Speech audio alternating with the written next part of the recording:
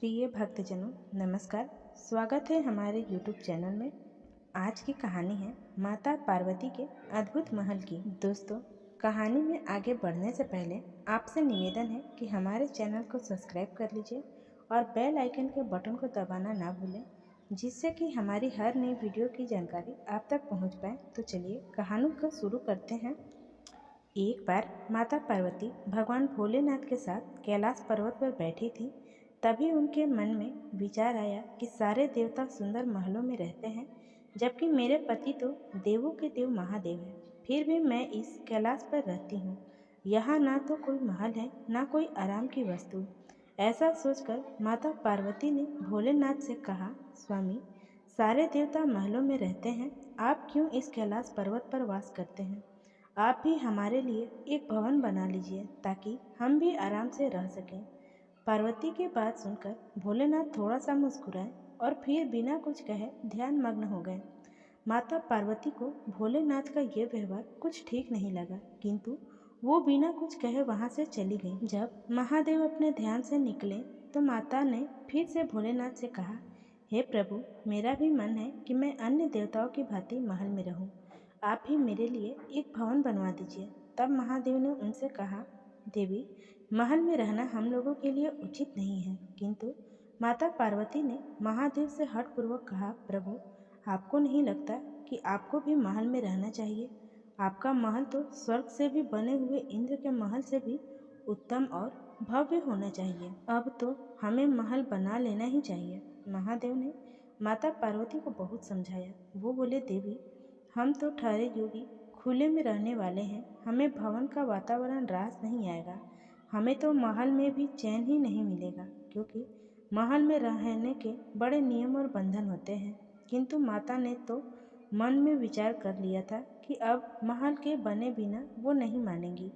वो बोली, हे महादेव, जब सारे देव महलों में रह सकते हैं तो फिर महादेव क्यों बर्फ की चट्टानों पर रहें? पार्वती के इस हट के आगे देवों के देव महादेव को भी झुकना पड़ा। तब उन्होंने इस कार्य के लिए स्वर्ग से विश्वकर्मा जी को बुलवाया और उन्हें ऐसा महल बनाने को कहा जो तीनों लोकों में से किसी का ना हो।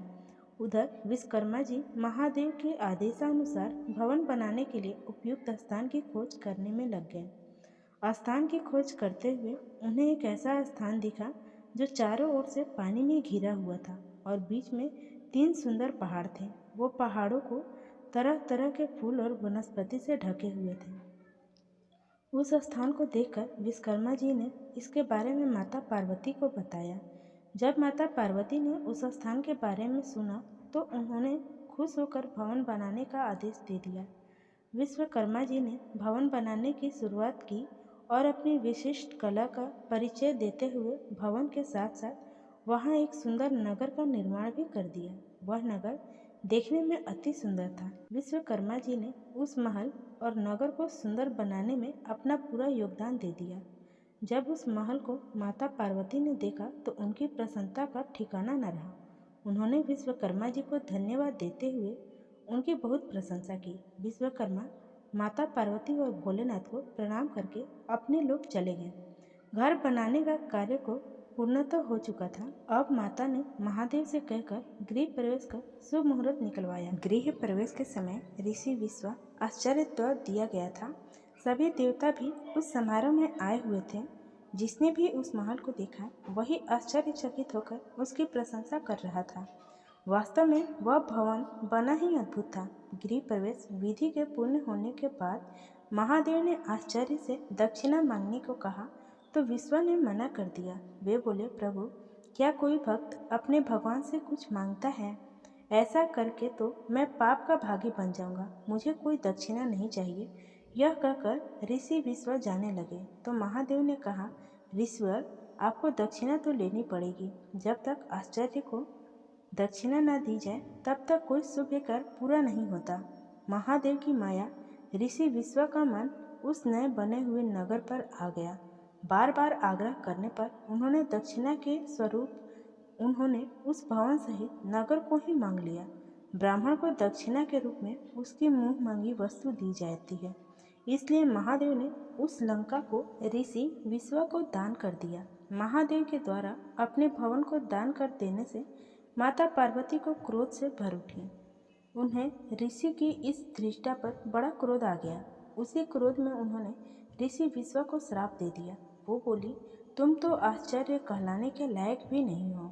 महादेव की सरलता का लाभ उठाकर तुमने बड़ी कुटिलता से मेरे प्रिय महल को हर लिया है। इसलिए मैं तुम्हें श्राप देती हूँ कि महादेव की भक्त एक दिन उस महल को जलाकर राख कर देगा। उसके साथ ही तुम्हारे कुल का विनाश आरंभ हो जाएगा।